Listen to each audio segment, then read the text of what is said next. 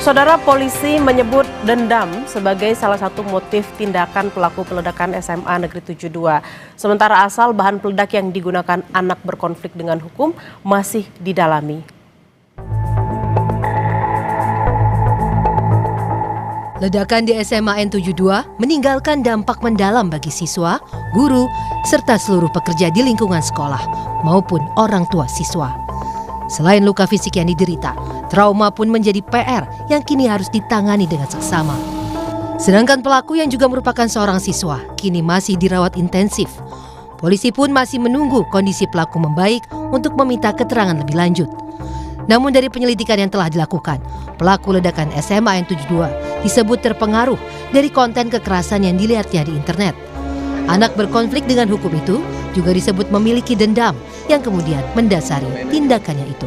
Dari awal tahun yang bersangkutan sudah mulai melakukan pencarian ya. Ketika tadi disebutkan Pak Dirkrim merasa tertindas gitu ya, merasa kesepian, tidak ada harus menyampaikan kepada siapa. Lalu yang bersangkutan juga memiliki motivasi dendam gitu. Dendam terhadap beberapa perlakuan terhadap yang bersangkutan. Nah, di sini dia mencoba untuk mencari bahkan di situs website bagaimana orang-orang itu meninggal dunia. Sementara terkait proses hukum untuk pelaku masih dibicarakan antara KPAI dengan Polda Metro Jaya. KPAI berharap proses hukum dapat mengacu pada Undang-Undang Nomor 11 Tahun 2012 tentang Sistem Peradilan Pidana Anak. Tim Liputan Kompas TV. Saudara, peristiwa yang terjadi di SMA N72 mengingatkan kembali pada sejumlah peristiwa ledakan yang terjadi di Indonesia. Berikut diantaranya. Pada 12 Oktober 2002, bom Bali atau yang kemudian dikenal sebagai bom Bali 2 mengguncang kawasan Kuta Bali. Saat itu pelaku menggunakan bom mobil dan bom rompi. Sementara di tanggal 5 Agustus 2003, bom kembali mengguncang hotel di JW Marriott. Pelaku menggunakan bom mobil dengan alat kontrol berupa remote. Sementara saudara, di tanggal 1 Oktober 2005, bom kembali mengguncang Bali. Saat itu peristiwa kemudian dikenal sebagai bom Bali 2 terjadi di Kuta dan Jimbaran. Pelaku menggunakan bom rompi. Kemudian saudara, di tanggal 17 Juli 2009, bom mengguncang Hotel Ritz-Carlton dan JW Marriott di kawasan Mega Kuningan, Jakarta. Pelaku menggunakan bom di dalam tas. Sementara pada tanggal 15 April 2011, bom mengguncang Masjid Az-Zikro Cirebon, Jawa Barat. Alat peledak yang digunakan yakni bom di tas pinggang. Sedangkan di tanggal 14 Januari 2016, peristiwa pengeboman mengguncang pusat ibu kota. Peristiwa ini dikenal sebagai bom Sarinah yang disebabkan oleh bom yang terdapat dalam mobil dan juga pos polisi. Kemudian di tanggal 28 Maret 2021, bom mengguncang Gereja Katedral Makassar, Sulawesi Selatan. Pelaku menggunakan bom panci. Di tanggal 7 Desember 2022, ledakan terjadi di Polsek Astanyar, Bandung, Jawa Barat. Alat yang digunakan juga adalah bom panci. Saudara, aksi anak berkonflik dengan hukum yang terlibat dalam peledakan di SMA Negeri 72 disebut murni karena kriminal umum dan tidak terkait dengan jaringan apapun. Ada beragam dugaan motif yang beredar dan yang terbaru disebut-sebut karena motif dendam. Untuk membahas tentang hal ini, kita akan berbincang dengan psikolog forensik sekaligus konsultan Yayasan Amril Reza, konsultan Yayasan Lentera Anak maksud kami, Reza Indragiri. Selamat siang Mas Reza. Mas Reza, ini kalau kita lihat pola ledakan di SMA Negeri 72, bagaimana pendapat Anda dan apakah memang ini bisa dilakukan seorang siswa SMA seorang diri? Pertama, kita sepertinya mengalami bias. Jadi setiap kali ada peristiwa atau insiden yang terjadi ledakan akibat bom, proses berpikir kita langsung begitu cepat menyimpulkan bahwa ini ada sangkut pautnya dengan teroris. Namun beruntung bahwa Kapolri Jenderal Listio Sigit yang kemudian digarisbawahi ulang oleh Polda Metro Jaya menyebut peristiwa di sekolah ini tidak ada sangkut pautnya dengan teror, tetapi boleh jadi berangkat dari konflik personal atau konflik pribadi antara siswa tersebut dengan pihak-pihak lain. Nah, pertanyaan apakah ini bisa dilakukan oleh seseorang sendirian saja, tanpa ada komplotan, tanpa ada pengaruh pihak lain? Bisa saja. Karena itu kita perlu paham bahwa seseorang untuk menjadi pelaku kejahatan, apa saja jenis kejahatan itu termasuk menggunakan bahan peledak seperti ini, bisa berangkat dari mekanisme belajar sosial. Artinya dia melakukan peniruan. Apa yang disimak, apa yang ditonton, apa yang diberitakan, apa yang diindra, itu bisa saja kemudian mendorong seseorang untuk melakukan perbuatan serupa. Mas Reza, lalu untuk kalau kita lihat ada pola, apakah mungkin dia mengikuti pola-pola yang pernah ada? Apakah memang pernah ada kejadian ledakan bom dengan pola yang sama, terutama menggunakan metode dan bahan peledak yang sama juga? Sampai sekarang sebetulnya saya masih bertanya-tanya, pemilihan waktu jam segitu dan di tempat seperti itu, ini muatannya simbolik atau lebih karena pertimbangan taktik? Kalau kita berspekulasi ada muatan simbolik, maka yang masuk akal pula kalau kemudian kita beranggapan jangan-jangan ada sistem nilai tertentu, ada keyakinan-keyakinan tertentu yang mewarnai alam berpikir murid tersebut sehingga melakukan kejahatan yang sedemikian terencana. Tapi sebaliknya kalau kita memandang ini lebih karena pertimbangan taktik, maka kita memandang bahwa siswa tersebut menjadikan hari tersebut dan di lokasi semacam itu sebagai tempat dia beraksi, lebih karena berangkat dari pemikiran bahwa dengan sekali gebrak akan sekian banyak korban bisa berserak. Berarti memang si anak yang berkonflik dengan hukum ini sudah mempertimbangkan bahwa memang baik itu tadi ada taktiknya atau rencananya, memang sudah difikirkan sehingga akhirnya terjadilah kejadian yang kemarin itu, Mas Reza?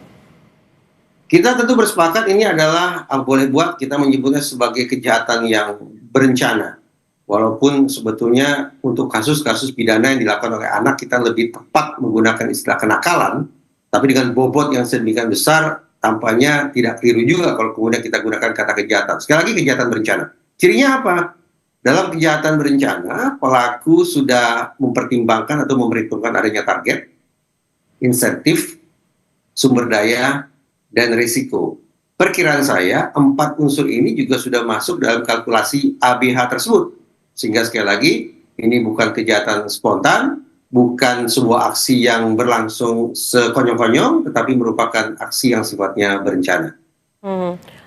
Salah satu dugaan motif yang beredar dan menjadi perbincangan adalah karena konten kekerasan di internet. Lalu seberapa besar sebenarnya pengaruh antara tontonan terhadap perilaku seseorang, mau itu menonton ataupun mungkin menggunakan game seperti itu, Mas Reza? Tadi saya katakan bahwa ada mekanisme belajar sosial atau peniruan yang kemudian kita anggap bisa saja berlangsung pada diri ABH ini. Itulah menjadi sebuah musabab mengapa dia melakukan tindakan kekerasan sedemikian rupa. Tetapi bagi saya, penjelasan tentang tayangan-tayangan kekerasan tidak memadai untuk menjelaskan duduk persoalan ini secara lebih komprehensif. Karena mari kita bayangkan, ada 1 juta murid yang hari ini menonton konten kekerasan, pasti tidak serta-merta 1 juta murid itu esok hari akan melakukan kekerasan. Jadi di samping faktor eksternal, entah itu media sosial atau apapun namanya, di samping faktor eksternal sesungguhnya ada faktor internal yang sangat berpengaruh, yang sangat dominan, yang sangat menentukan apakah pada akhirnya seseorang yang menonton tayangan kekerasan akan melakukan atau tidak melakukan kekerasan.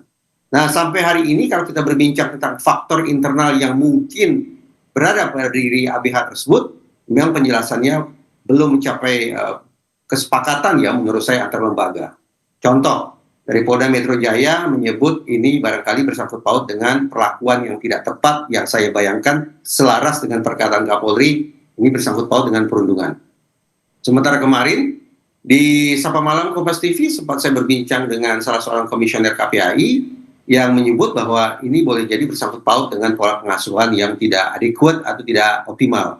Nah, tinggal lagi bagaimana kemudian kita memposisikan masing-masing faktor tersebut sehingga terbangunlah sebuah narasi yang utuh dan narasi yang otentik sesuai dengan kondisi anak tersebut. Mas Reza, kalau tadi sempat ditekankan bahwa lebih kepada faktor internal, apakah itu dendam karena mungkin perundungan atau mungkin karena pola asuh.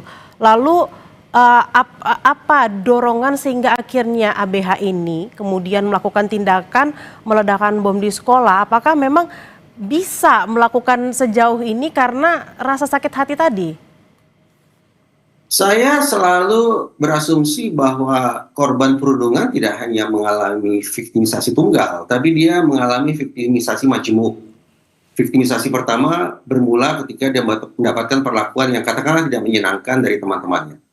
Berlanjut ketika kemudian anak mencoba mengadukan masalahnya ke sekolah atau ke rumah, justru pihak-pihak yang semestinya memberikan pertolongan justru memberikan ujangan-ujangan yang semakin memojokkan anak. Katakan maafkan saja, tetap mencoba bersabar, terus berteman, waktunya akan mengobati lukamu. Kalimat-kalimat yang terdengar indah itu justru merupakan cerminan viktimisasi kedua yang diterima oleh si anak. Anak kemudian berlanjut mencoba melapor ke polisi karena meyakini bahwa polisi adalah sahabat anak. Namun tanggapan sebagian polisi barangkali justru menolak dengan mengatakan laporan di polisi sudah menumpuk, ini masalah pertemanan biasa, silakan selesaikan masalah Anda sendiri. Tanpa sadar, otoritas penegakan hukum ternyata juga bisa melakukan viktimisasi ketiga. Viktimisasi majemuk membuat anak akhirnya tersadar dan menarik kesimpulan bahwa saya memang hidup sendirian. Saya berhadapan dengan permasalahan ini seorang diri, tidak ada yang bisa memberikan bantuan dan saya pula yang harus menyelesaikannya. Menyelesaikan dengan cara apa? Karena gumpalan kesedihan, kepedihan, ketakutan, dan kemarahan itu sudah sedemikian tebal, maka cara mengompensasikannya, cara menyelesaikannya ada dengan melakukan kekerasan yang bobotnya setara dengan penderitaan yang kadung dialami oleh si anak. Jadi apakah mungkin seorang anak melakukan kekerasan sedemikian dahsyat? Jawabannya ya, bisa saja. Lalu kemudian terkait dengan bahan-bahan peledak yang kemudian didapatkan, apakah memang ada pengawasan yang kurang di sana atau memang dia memiliki cara-cara tertentu? Oh, saya bisa mungkin membelinya dari toko-toko material kah atau toko online kah? Seperti apa, Mas? Jangan salah kaprah, kita tidak sedang berbincang tentang seorang anak yang katakanlah bodoh atau yang kecerdasannya di bawah. Kesanggupan dia untuk melakukan perbuatan sedemikian rupa, secara getir harus kita akui ini sebetulnya merupakan refleksi dari kecerdasan anak.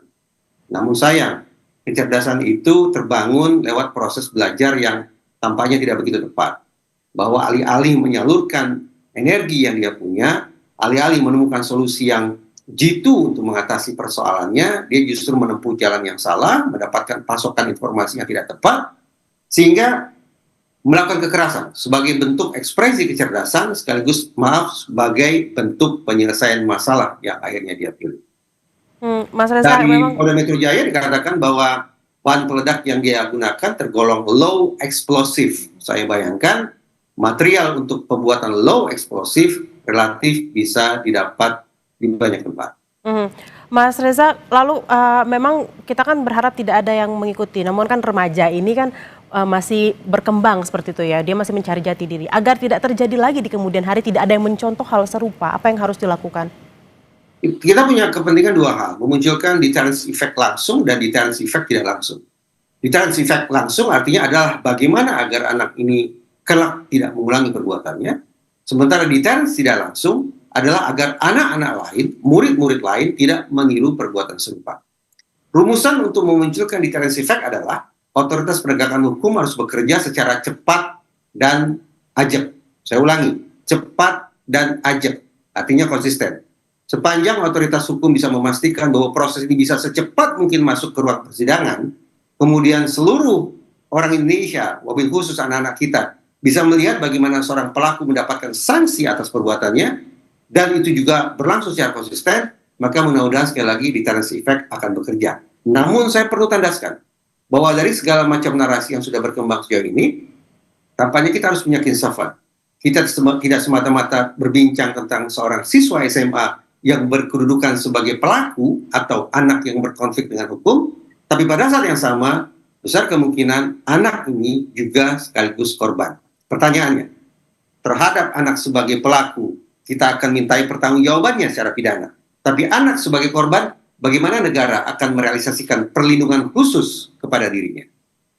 Baik, terima kasih atas obrolannya di siang hari ini. Reza Indragiri, psikolog forensik dan juga konsultan Yayasan Lentera Anak. Selamat beraktivitas kembali. Terima kasih.